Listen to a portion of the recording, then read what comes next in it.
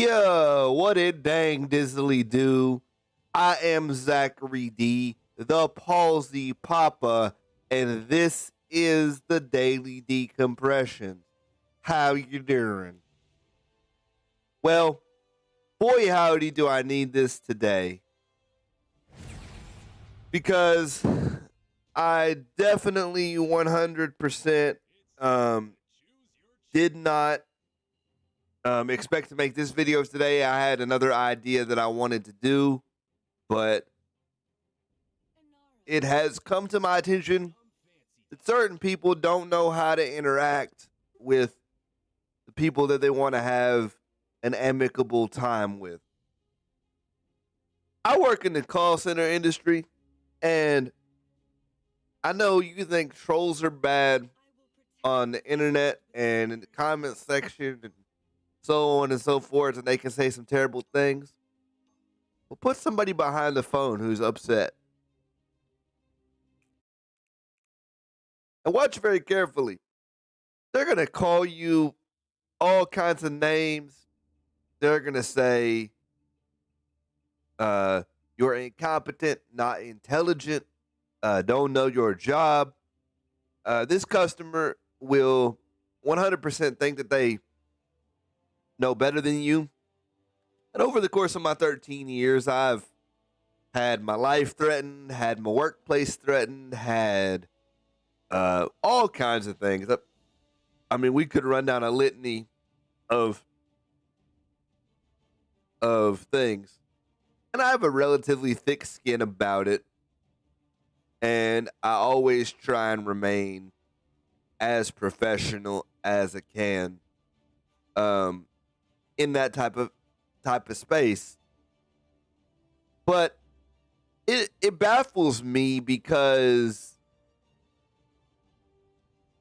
in one sense, a customer service interaction and most of your interactions where you want something from somebody, it's a negotiation. Whether terms are spoken outright, it's a give and get. And if I'm trying to help you or you want help from me, coming at me with the type of energy where you're calling me out of my name and you're cursing me and so on and so forth, just doesn't do anything for me to want to go above and beyond. I'm still going to do my job. I'm a professional. But it's a wild concept when I think about these people actually want me to do extra for them. They want me to make a situation right that was there. They feel wronged, whether it's a justifiable situation or not. They want me to make a situation right. And I want to extend that to the general public. Men don't come at your wife like that. Wives don't come at your husbands like that. There is no reason for you to call somebody out of their name. I don't really care even if they insult you. Trading insult for insult does not win you anything. It does not give you any power over that person. They're not hearing you anyway. It doesn't matter. So if you treat somebody who is doing this type of thing with kindness, a reasonable individual will calm down eventually. And most of my interactions, the customer or whomever I'm interacting with will calm down, and they'll apologize to me. And it's just like, who raised you? Like, what type of environment are these people in where they think that coming at something like this, coming at somebody like this is appropriate?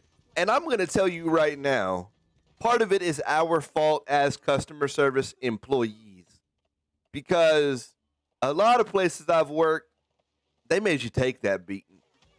They made you just eat it. As many times as the customer wanted to call you all kinds of slurs and whatnot, they made you just eat it. Now, as I've gotten more experience and been able to be hired in more, um, we'll say, advanced positions, I work in places that no, you're just not going to talk to me like that. That is a that's a fact. Everywhere that I've worked in recent memory certainly had a procedure for warning the customer, letting them know, hey, this is not okay. You're not going to talk to me like that. I'm a person. I deserve respect just like I'm giving you respect. But even if the person you're talking to happens to be in a place still that forces them to eat that, it is nonsense for you as a customer to be like, I really need this person's help. I called to get something done. And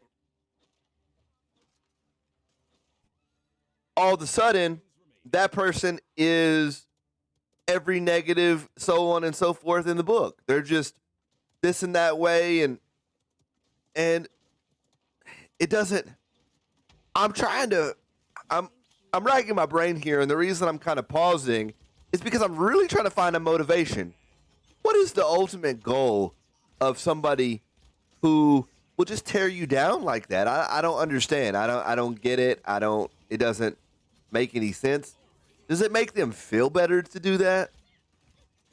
Now, I'll be honest, I've been frustrated. I know what it's like to be a customer as well. I've been frustrated recently over this move, but I don't think I ever out and out insulted a customer service representative. And to be frank with you, in my personal life, sure, I've insulted people. We've had not so good interactions. Absolutely. You know what I do? I apologize and I make a commitment with them to not do that. And sure, sometimes I slip. And you know what I do? I apologize and I make a commitment not to do that again. What I'm telling you right now is next time you find yourself getting upset, don't go interact with people while you're that upset that you're going to call them out of their name. Whatever problem it is, unless it is life threatening, it can wait. I promise. You do not have problems that are that urgent that you got to be you got to be that it has to be handled that quickly that you're going to call somebody out of their name. It it just doesn't make any sense because you know what's going to happen? Eventually, you're not going to have anywhere to turn when you do need that ultimate life threatening, like urgent help. Because everybody who would have helped you, you've gotten angry at and called out of their name a bunch of times. And you'll catch a business that says, I don't want your business. Who are you to come insult my employees? I don't want your business. So you're going to be left without options where normally you would have options because of the way you decide to treat people. The way you decide to treat people has consequences because you're walking around with this bitterness about you because that type of energy does not spring up out of nowhere. That doesn't come from nowhere. That comes from a bitterness and an anger deep inside you to be talking to somebody like that. And you know what? Maybe these people were talked to like that at one point in their life and they were taught in one sense or another that that's the way you interact with people. And if that's the case, this kind of drives my point home even further because it it tells me we have to realize that the words we use have a ripple effect.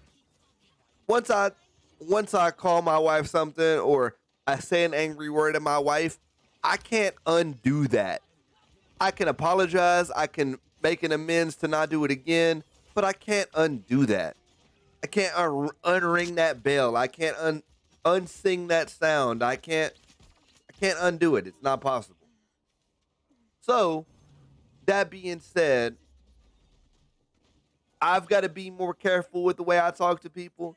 You've got to be more careful with the way you talk to people because even if you and that person never speak again, somebody was watching. Somebody heard you. Somebody is looking at you different for the way you interacted with that homeless person, that person who can't speak very good English because their English is a second language, that person who uh, didn't do what they said they were going to do. They're watching how you treat other people who don't live up to whatever you expect from those people.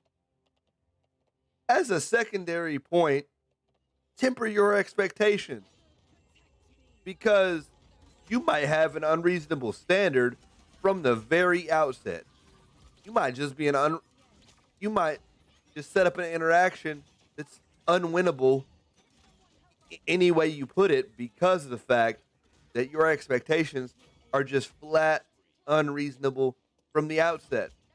If we temper our expectations and realize I'm dealing with human people who make human mistakes 100% of the time, there is no dealing with a robot or a series of robots that would make an interaction perfect at all.